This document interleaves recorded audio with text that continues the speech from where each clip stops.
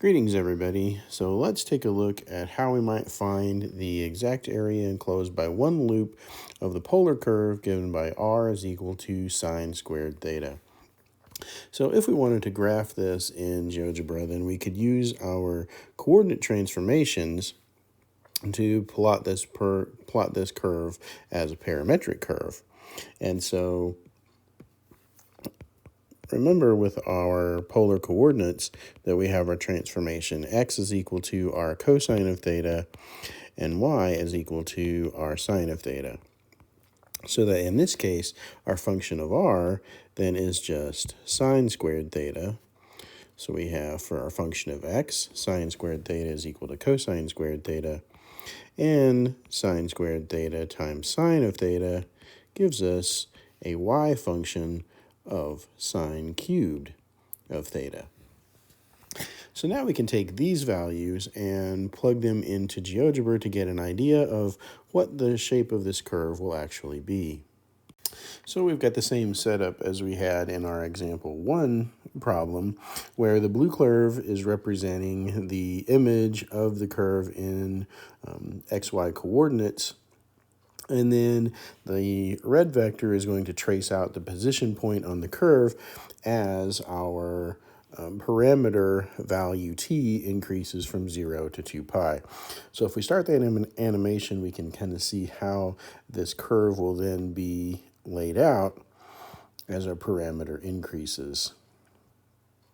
So if we turn our animation on, what happens is that we trace out the first loop, and that's going to go just by symmetry about halfway through our the length of our total parameterization. And then for the second loop, down below, we have the second half of our parameterization. And so what we're kind of looking at there is if we only want the area for the first loop, then we just find the values where our radius is going to be 0. So let's see if we can find those algebraically. So that for our r equal to 0, that's going to be the case where our sine squared of theta is going to be 0. Well, that's going to be 0 exactly when our sine of theta is going to be 0. And then in our interval from 0 to 2 pi, for the parameterization of our curve, we're actually going to have 3 possible values at 0, pi, and 2 pi. So at the endpoints of our curve, and then exactly as the animation showed us, our point halfway in between. So then for the first loop,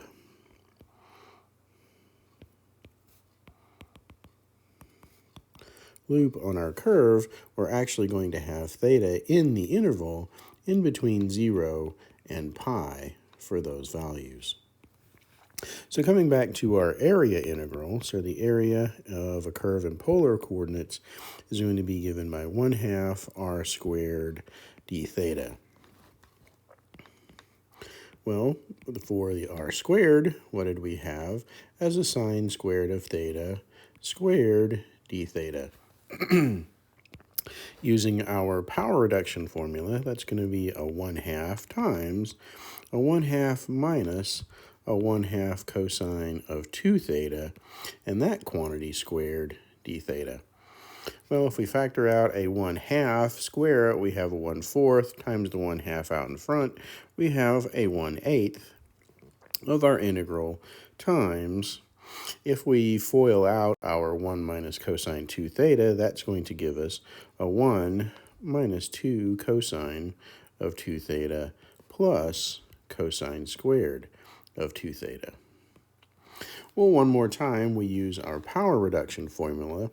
So that's going to give us our integral 1/8 times 1 minus cosine of 2 theta plus, and then we have another 1/2 plus a 1/2 cosine, let's fix that, a 1/2 cosine of 4 theta, d theta.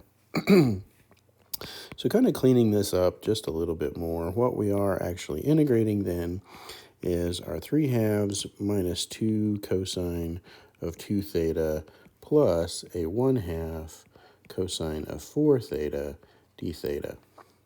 While performing that integration, what we then have is a 3/2 theta minus a sine of 2 theta, and then plus a 1/8 sine of 4 theta, evaluated at our limits.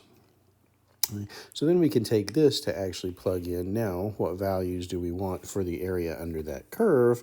Well, we're actually going to have, so then for our area, what we're actually going to have is the integral between 0 and pi of our 1/2 r squared d theta, which is then going to give us, evaluated between 0 and pi.